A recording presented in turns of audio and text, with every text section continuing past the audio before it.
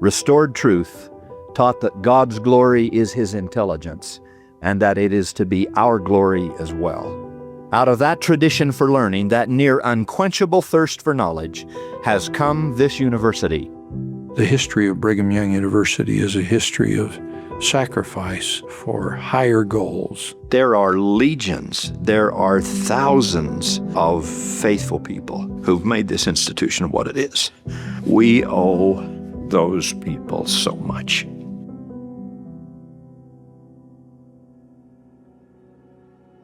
BYU came to being 150 years ago as just being a way to support the local community in education. Carl G. Mazur was asked to come down and preside over the university by Brigham Young. He said, I'm sending you to Provo to create a school, and I want you to see that not even the multiplication tables are taught without the Spirit of the Lord.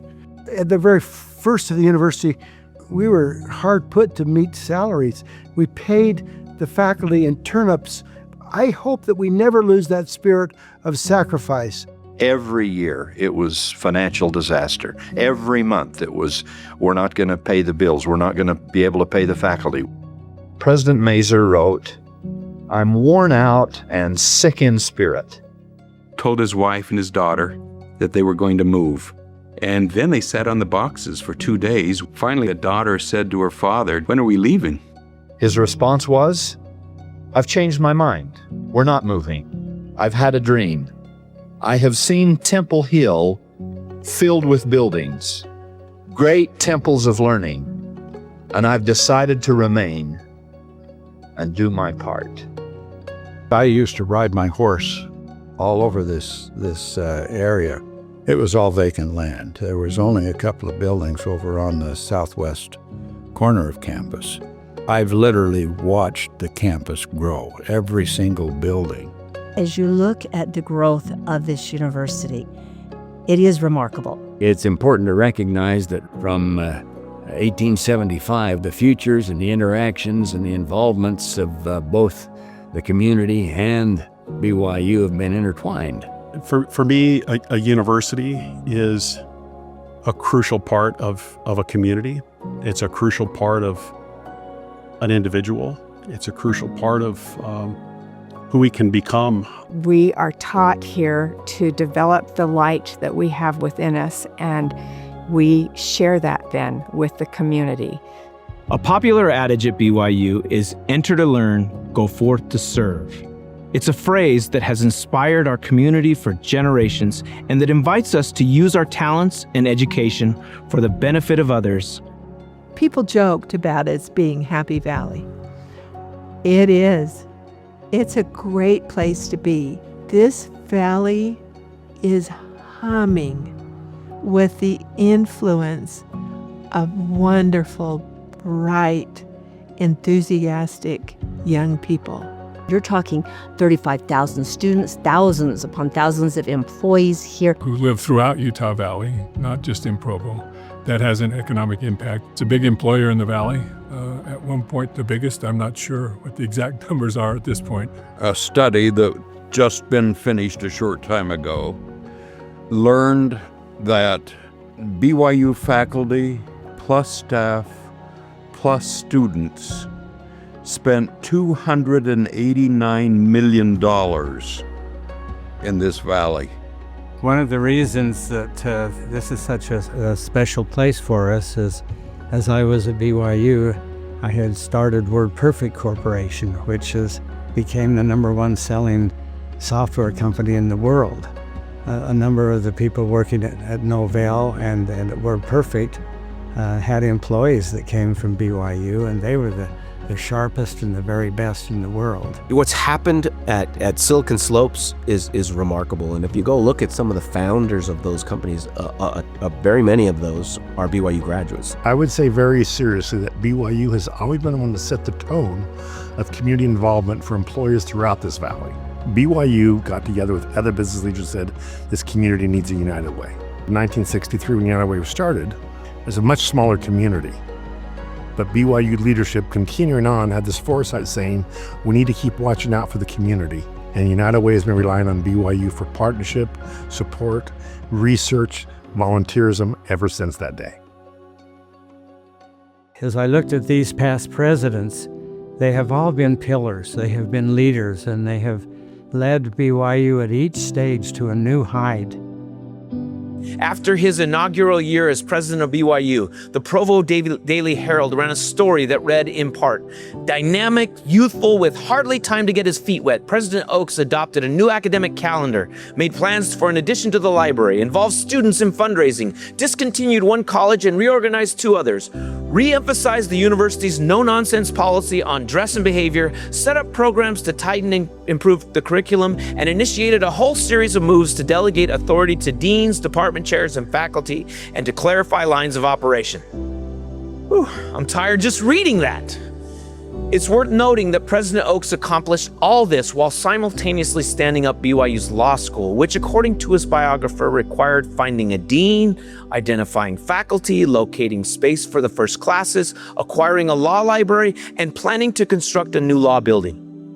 He was a wonderful legal scholar and had been at Chicago.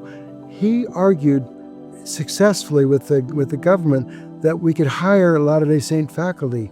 During President Oaks' administration, we received congratulations for the birth of our children each year. He said he was thrilled to have them join the family, the BYU family. It was very sweet for me because, of course, I was wrapped up in motherhood at that time. When Jeffrey R. Holland came, he could make people laugh and make people cry. He was a wonderful wordsmith. It was during that time that BYU football team had the national championship. I always think of it as such an exciting time. We had the Ramses exhibit at the trust of the Egyptian government. We were establishing the Jerusalem Center. And we had one of our students was crowned Miss America, which was a very big deal at the time. We were the last family to live in the BYU President's home, and we loved it. We just absolutely loved it. What a blessing it was in my life to watch my father preside over that institution, and to not only see how much he gave to the university during that time frame, but how much he remained a father during that time frame. Everybody has a Jeff Holland memory, and some of the stories that move me the most are some of the simplest. On a rainy day on our campus, President Holland, then BYU's 9th president, saw a student caught in a downpour. The student's name was Matt. President Holland rolled down his window and beckoned Matt to come over. Sister Holland was in the car as well, and they offered Matt a ride home. Unbeknownst to the Hollands, Matt was uncertain about his future and didn't know if he could make it. He opened up about his worries, and they assured Matt that he could and he would make it.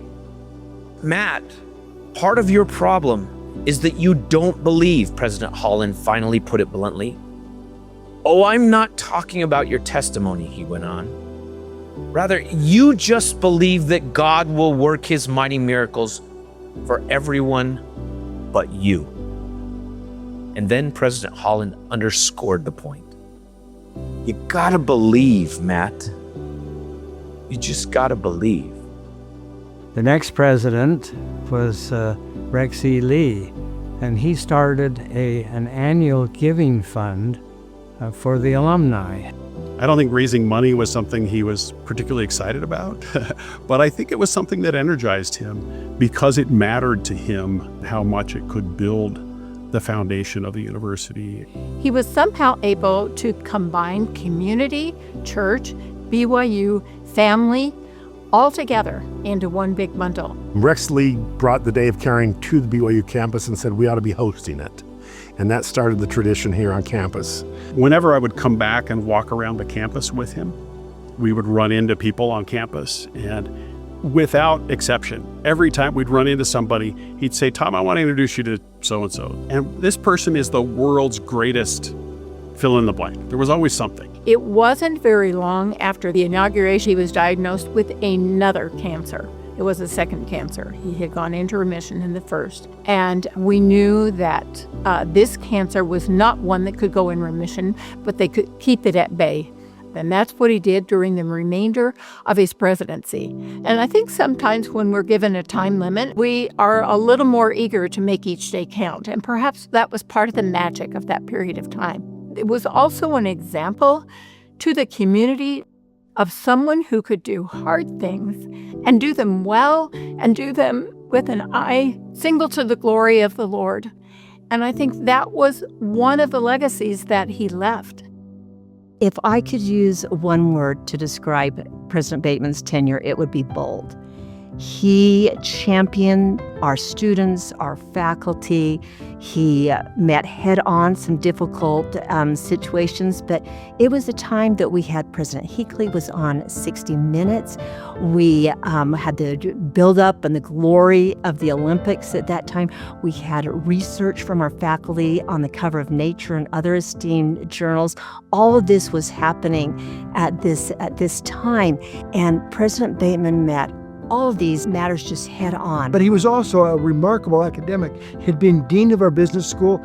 He'd been the presiding bishop for the church.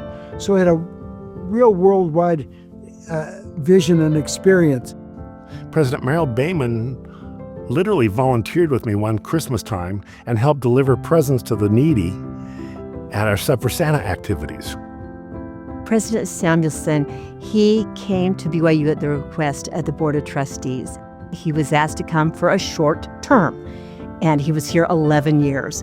Almost from day one, President Samuelson had every college, every department, every area assessing and prioritizing its goals, its expectations, its needs.